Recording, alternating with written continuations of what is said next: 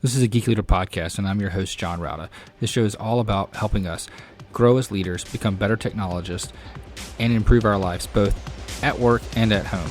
I hope you enjoy the show and learn a lot.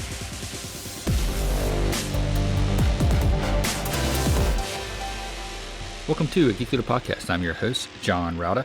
And if you could, please do me a favor and take a moment and leave a rating and review in whatever podcast player you're listening to this on, whether it's Apple Podcasts, Spotify, iHeartRadio, doesn't matter. I would greatly appreciate it, and that feedback really helps get other listeners to the show. Also, if you're not subscribed, go ahead and subscribe so you don't miss an episode.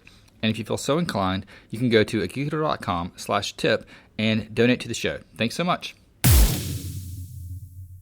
All right, Geek Leaders, today I'm honored to have David Minarsch on the show.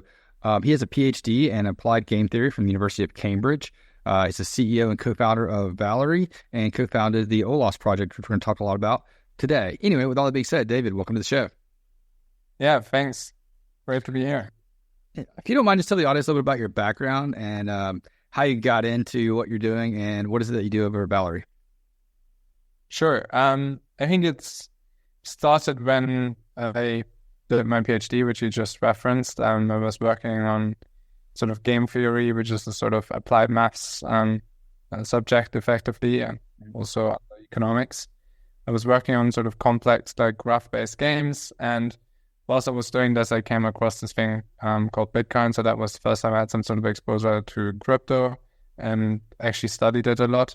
Then forgot about it. After my PhD, I got into more the data science and machine learning aspects of AI, and worked in fintech. And as it so happens, I always had a very strong interest in entrepreneurship. And when I in 2017 kind of went through this accelerated program in London called Entrepreneur First, there was again a very strong sort of crypto group there.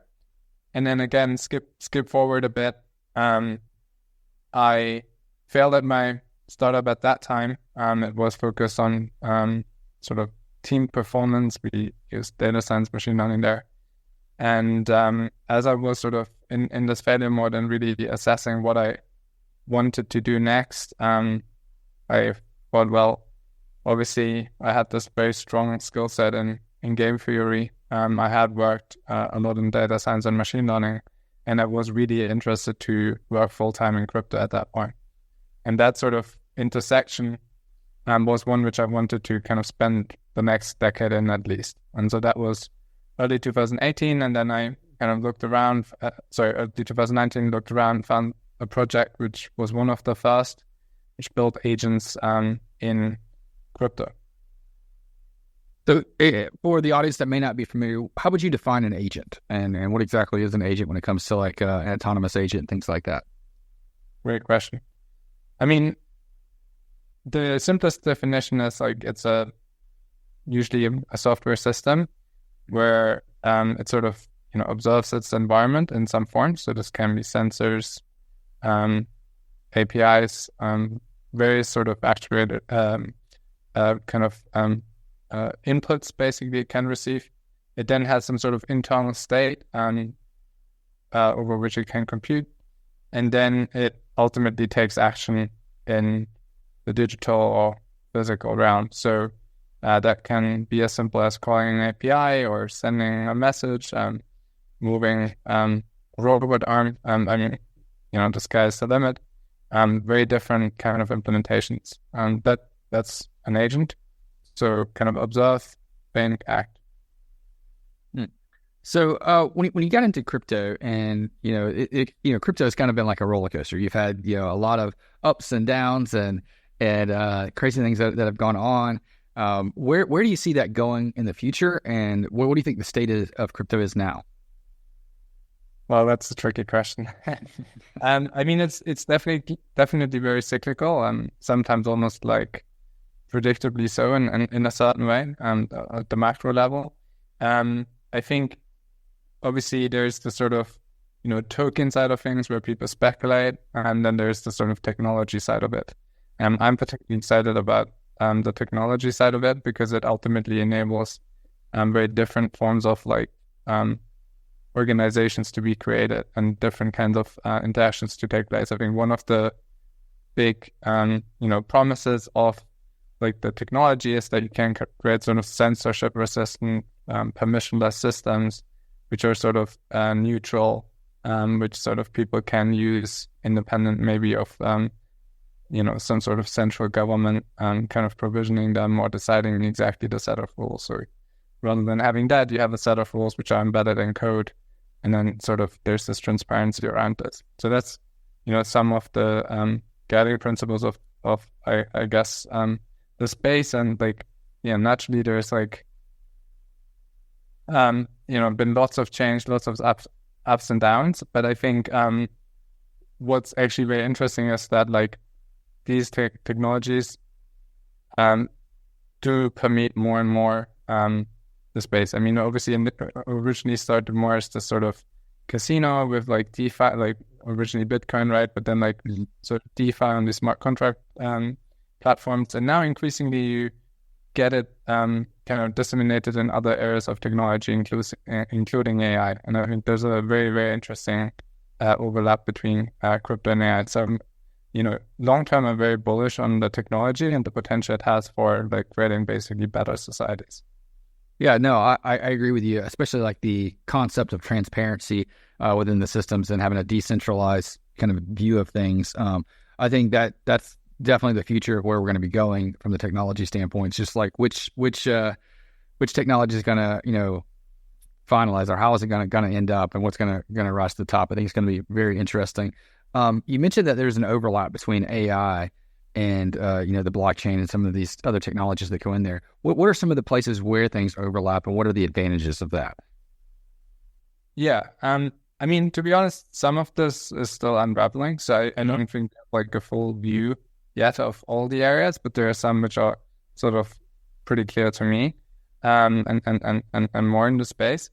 So one is around sort of using crypto as a coordination layer. So this could be as simple as pooling funds to create some sort of project. In the older days, had ICOs, and that's in a lot of jurisdictions no longer possible. But there's still like DAOs now, which kind of trying like these decentralized groups of people with a smart contract trying to kind of coordinate funds around bootstrapping sort of more open systems around maybe training models or providing inference, these kind of things. The other thing is on the coordination side is like, you can coordinate people, but as we discovered earlier, like agents are like on a very conceptual level, very similar to humans in the sense that, to observe and can act. And so like the more intelligent you can build like software agents, the more interesting the question becomes, okay, what if we create systems of software agents, and how can we coordinate them? And I think they're like, again, having these sort of smart contracts, which can create like incentives and disincentives to do and not do certain things, can be very interesting in crypto. And because of the transparency and composability, it can be much more interesting to do that on a sort of permissionless, blockchain than it could be doing this in a sort of more centralized context. And then I think one thing which often gets said, and there's also some pushback against it, is this idea of, okay, what will software agents use to transact? What will one day AGI and superintelligence use to transact, right? Will it be sort of opening a bank account and then use that to provision new kind of technologies? Or will it just basically spin up a crypto wallet and use its intelligence to accumulate more wealth and then use that to basically, enact change?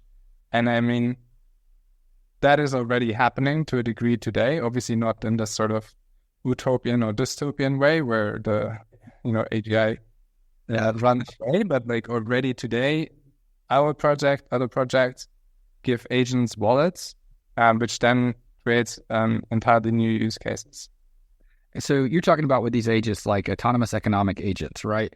Can you describe what that is exactly, and what is it that your project's aiming to do? What's the goal and mission? Yeah, so our project is called OLAs, and the mission is basically to offer everyone ultimately an agent that can be arbitrarily powerful one day and do very useful things for you. So when I mean useful things in the broadest sense. So a software agent that can help you become wealthier, healthier, socially better off. Now, those are kind of life goals, everyone has. And obviously kind of bootstrapping back from there, like very concretely today, we create like in the ecosystem, these very like specialized agents that do useful things for you and use this protocol to bootstrap these agents and the surrounding sort of builder ecosystem into better and better agents. So we basically use these protocols and its crypto incentives to create an open ecosystem to create better and better agents and to be ultimately competitive with more centralized alternatives. So tell me about the security around that protocol that you're talking about. I mean, how are things kind of protected and ensured that, no one's hijacking it or something like that? Yeah, that's a great question. So one part of it is like everything I'm talking about in terms of the software is open source software. Right. So that doesn't mean that it's therefore by default secure, but there is indications, obviously, often open source proponents point out that it's easier to find certain exploits. And at least there's a possibility to look at what you're dealing with. That's one aspect. Then very concretely, and I don't want to go too technical, but there's certain sort of safeguards around how the agent can act on chain. So you can kind of constrain that at the design level. So what I mean on chain is you have the blockchain and you have the agent sort of doing something on it, like maybe sending funds or, using another protocol. And so you can kind of constrain from the outset what the agent can do there. So even if it's a learning-based agent, which might have sort of dynamic model-based sort of inputs and outputs, it can ultimately be constrained to do less than everything.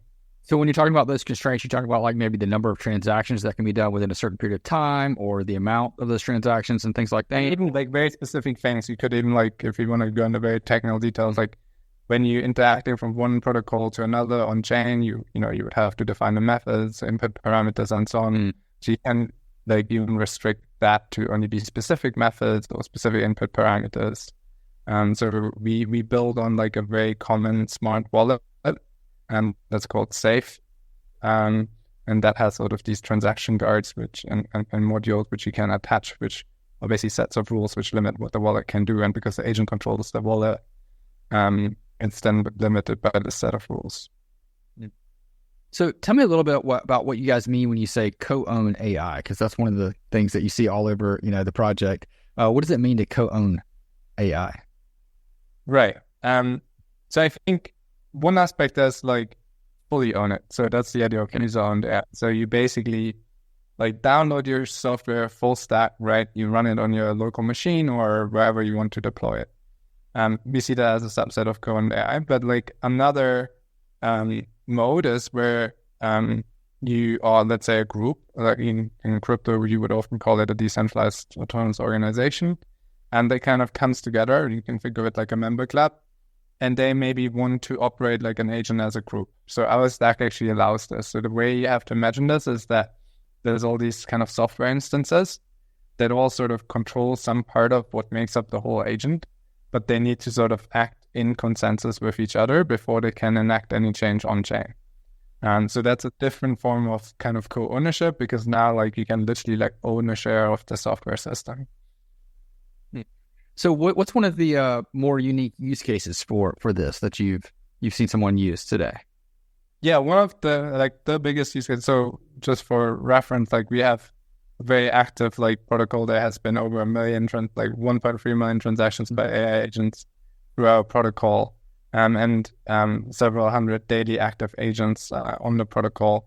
Now, one of our biggest use cases is called Predict. It's effectively under the hood, a lot of agents that create an emergent outcome, which are prediction markets. So some of your listeners might have heard of Polymarket or other kinds of prediction platforms that are non-crypto based, where effectively you have these kind of markets around a certain let's say binary question.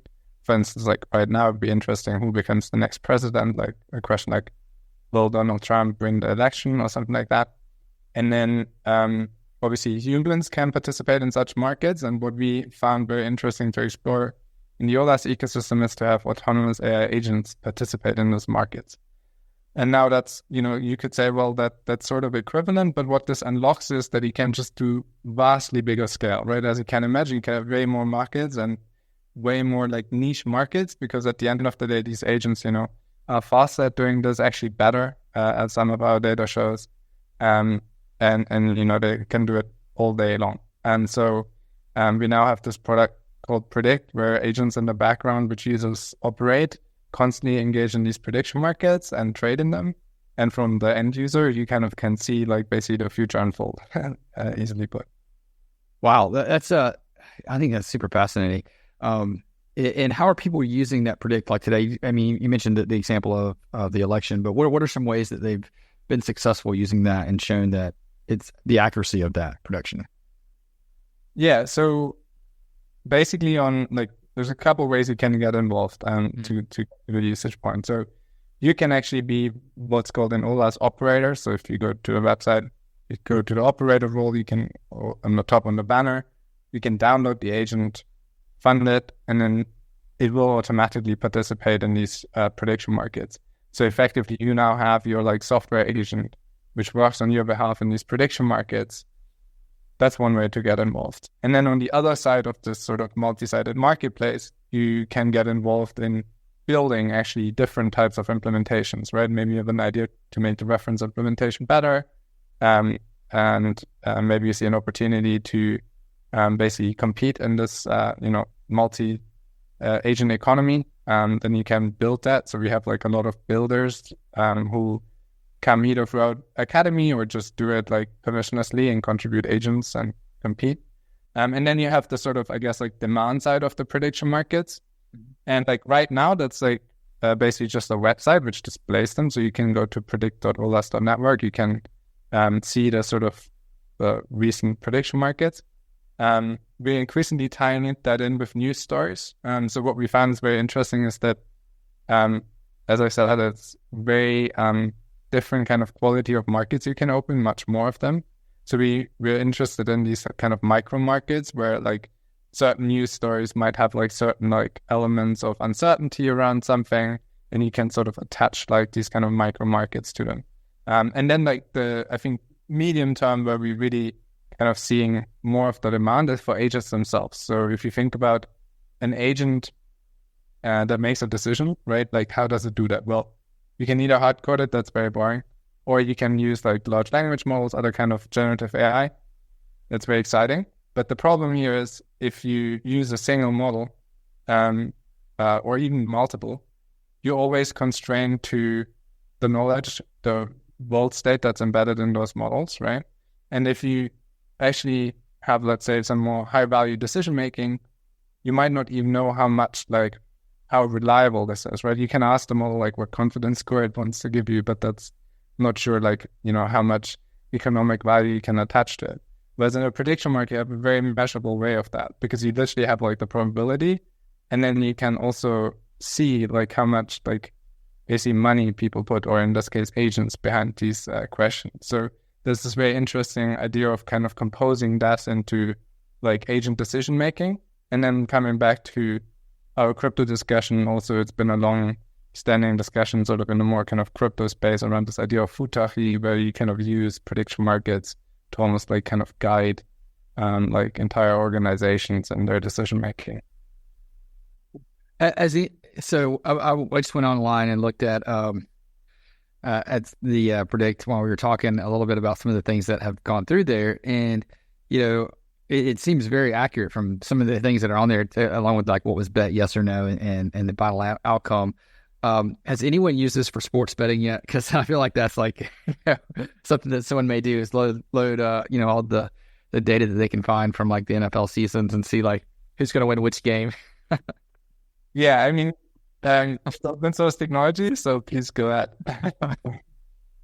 Yeah, it might be something to play around with later on. This is super fascinating, and I love some of the questions that are on there, such as like OpenAI CTO, he's going to be named the next one there. Yeah, very very cool stuff there that I think are are interesting to see what's going to come out and where the lines draw for us, what's close, what's not close. Even like the graphics card from NVIDIA, like is it going to be announced or not? Those are neat questions and interesting to see how that plays out. So what other things are you guys working on over at Valerie that are of interest that we need to talk about? Yeah, so we are like, basically we have this like super ambitious mission, right? Like we want to create, like give you an open source agent you can actually own that's actually meaningful in like competitive, like closed source version. We're very far from that goal if you kind of measures like for like with like something like a centralized labs. But I think what's very exciting here is that there's a mechanism, like an open mechanism where we can sort of bootstrap credibly towards that goal. And one important thing with like kind of bootstrapping is you need to kind of pick your battles and your beachheads, right? And like one reason why we kind of focus on prediction markets is very like measurable domain. So you know after the fact can see how did the agents do, how did the underlying models do, everything. A similar domain like this is DeFi, so decentralized finance, where obviously you can also have highly like everything is like expressed in numbers and like with confidence and whatnot. So what we basically now have is a DeFi agent which like builds on the same stack, same protocol, a very different use case. So the end user of that one would basically fund it to trade on it on the user's behalf in DeFi.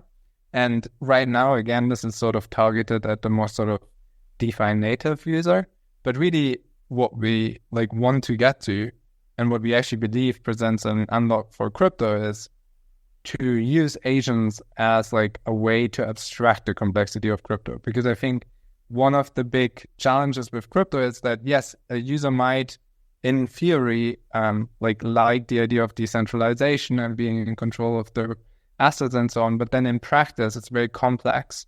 And there's a lot of like jargon and concepts. I mean, already through this podcast, I had to use that, right? Which is needed to even like navigate that space. And it's just very inconceivable that you'll get to like really broad adoption if like users need to, like every user needs to understand what a DEX is or what like a lending protocol is and why they might want to use that. That's just not going to happen, right? And so like I see sort of broadly, like if we want to meme it, like two paths. Like the one is, all of DeFi ends up behind like these sort of interfaces like Robinhood or other apps which are basically fintech. And it's sort of no longer the sort of crypto which is fully open.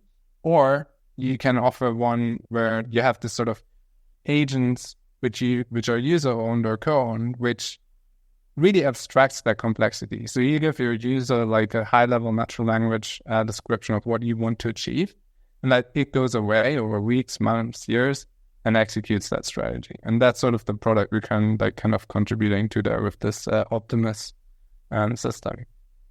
Awesome. One last question that's kind of going way back to what we started out with is game theory. So applied game theory is a PhD that I did not know existed until I read your bio. Tell me a little bit about what that is exactly and how you apply that into technology and AI. Yeah, it's a great question. So game theory is actually, you have agents, only that they're mathematical objects. So basically, you have sort of sets of rules. You have these agents which can, make choices in those sets of rules, and they have then certain payoffs from those choices. And so often it's about like studying, like, what happens in so-called equilibrium. So if like all the agents behave rationally in these kind of abstract games, like what would happen? And it's a very important like study, and because it can help you sort of reason about certain like social phenomena, like competitive behavior of firms, like how might states in conflict interact, all these kind of things. A huge body of literature. And how does it translate to what I'm doing today? Well, software agents are like can be represented as these mathematical agents. And so when we're thinking about like building agent economies, we're thinking about like, okay, how can we incentivize like this set of agents to contribute in that way to the system? Because ultimately it's an open system. That's the beauty of it, right? Like we can define like on sort of so-called smart contracts, certain like conditions as to when agents are getting rewarded or punished for certain behavior, but we can't actually like enforce that always on the software level, because we often don't even know what the software is that is running from the on-chain perspective. And so there's like a massive overlap between like that kind of study and like what I'm actually doing with my team today. Awesome. So speaking about your team, how can people connect with you online, learn more about what your team's doing, and maybe stay involved in the OLAs project? Yeah, for sure. So I think step number one on X or Twitter, you can follow Autonolas. So Auto and Nolas. That's the OLAS account. You can also search for Valerie AG, which is Valerie's account. Those two will keep you informed. And then if you want to get involved, I suggest you go to olas.network. It's like structured around the different personas you can take in the ecosystem, a totally open ecosystem. You can do, little or much. And there's like a very easy way to kind of navigate you through the different ways of getting involved. Awesome. And I'll link those in the show notes too at geekleader.com so people can go there and click through and follow you on Twitter.